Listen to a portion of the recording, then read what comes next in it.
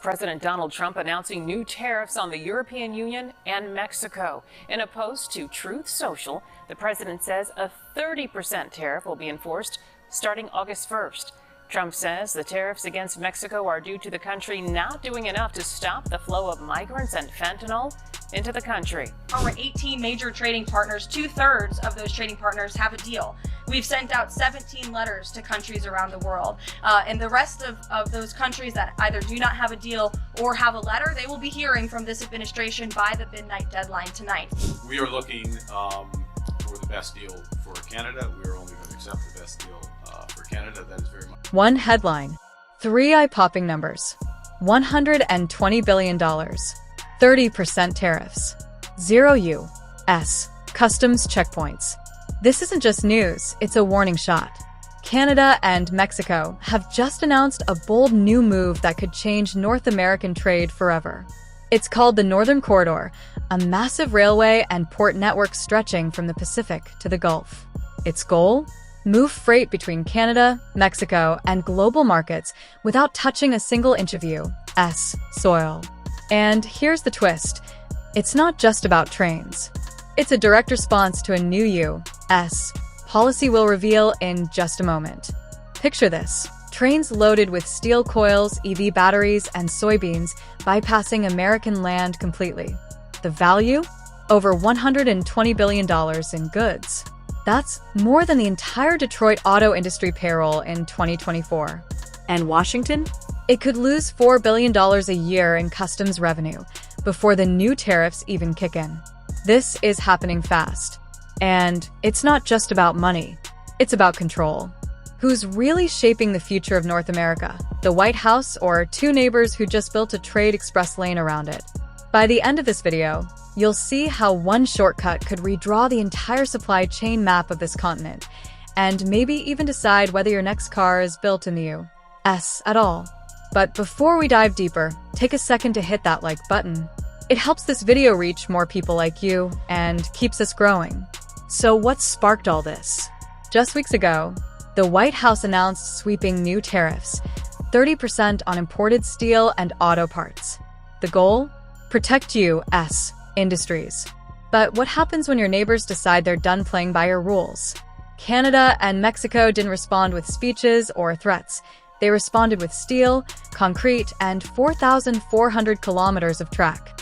Right now, construction is underway on a massive trade spine running from Prince Rupert, a busy Pacific port in British Columbia, all the way down to Mazatlan on Mexico's west coast.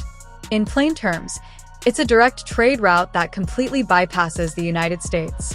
Backed by a private investment of over $3 billion US dollars, this project isn't just an idea, it's already becoming a reality. At its southern end, Mexico is building a brand new super port designed to handle up to 8 million shipping containers a year.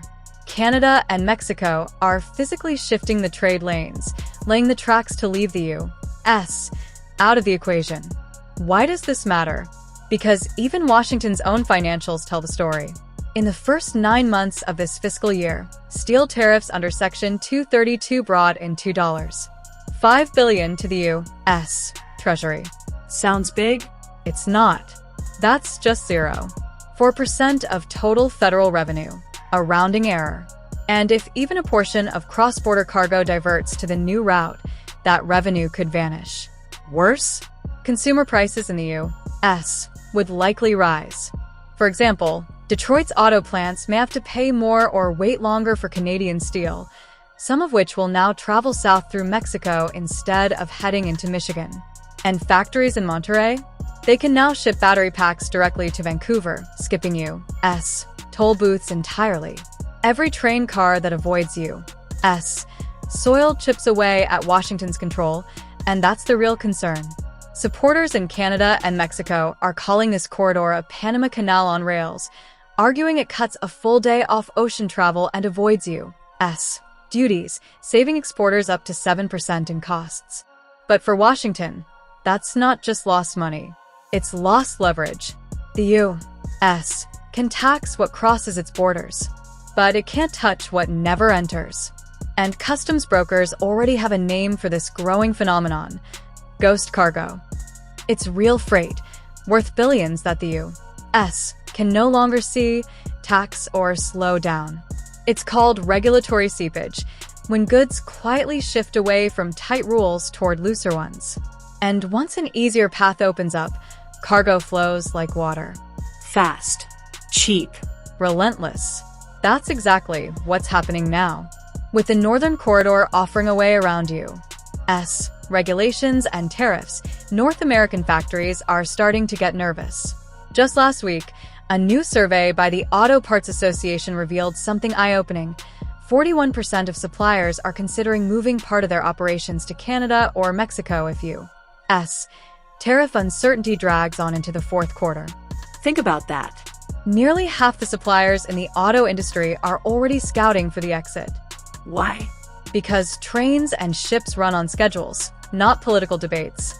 And tomorrow morning at 6:40 a.m., the very first double-stacked freight train is set to roll out of Prince Rupert, long before Congress even begins discussing this issue. That train's whistle? Figuratively, it's already echoing down the halls of Capitol Hill. What seems like an overnight shift was actually years in the making.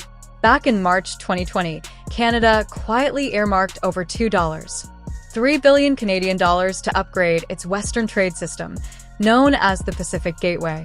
First in line, the Port of Prince Rupert, which got new docks, expanded rail lines, and larger terminals to handle more cargo. Fast forward to now. Prince Rupert moves over 23 million tons of freight per year, and that number's still climbing. This summer, another $5 billion Canadian dollars is being poured into expanding terminals and installing high-speed infrastructure to move containers across the country faster than ever before. Here's how fast. Asian goods unloaded in Prince Rupert can now reach Saskatchewan overnight and arrive at the doorstep of Chicago a full day earlier than shipments that used to land in Seattle. Mexico? They're racing ahead too, with an infrastructure blitz of their own. Bottom line, this isn't just a new route. It's a new playbook. And every mile of track laid is one step closer to a reality where America no longer controls the trade pulse of the continent. If Washington thought tariffs would tighten its grip on industry, it may have just loosened its hold instead. In December, Mexican President Claudia Sheinbaum didn't raise her voice. She raised port cranes. Her government approved a massive $6 billion plan to expand 6 major ports across the country, including Veracruz, Altamira, and the Pacific powerhouse, Manzanillo. Officially, it's all about boosting trade capacity and modernizing infrastructure. But unofficially, it's a master plan to build a tariff-proof supply chain, one that can dodge Washington's trade weapons entirely. Just look at Manzanillo. It's leading the charge with huge upgrades already underway. In April, journalists on site saw dredging ships deep in the harbor and fresh concrete docks being poured by the truckload. These docks aren't small upgrades. They're designed to double the port's container capacity to 10 million units annually. One Mexican Navy engineer even said the concrete will finish curing before the U.S. tariff hammer hits on August 1st. The timing? No coincidence. Put it all together, and the picture becomes clear. Canada's Prince Rupert already handles freight equal to 250,000 fully loaded rail cars every year. Now, Manzanillo is being built to challenge even the port of Los Angeles in container traffic. Add in a nearly complete toll-free highway linking Sonora to Durango, and you've got a seamless chain of rail and road networks from Canada to Mexico without touching U.S. soil. For Washington, every mile of this network acts like a pressure release valve. The more the U.S. tightens trade policy, the more companies reroute cargo to avoid American tariffs, silently draining revenue from U.S. customs and starving border towns of economic activity. And here's the twist. Just days ago, the White House announced a sweeping 30% tariff on imports from both Mexico and the European Union, set to begin on August 1st. But in a surprising move, officials hinted that Canada might get a pass, suggesting Ottawa could negotiate its own exemption by offering sweeter terms. In other words, Washington is launching a tariff war while its neighbors build escape routes. And as trade trains roll past U.S. checkpoints without stopping, one thing is clear: America's dominance over continental commerce is no longer guaranteed. This isn't just about trade, it's about power. If you want to stay ahead of the headlines, hit that subscribe button and ring the bell. We've got more coming fast.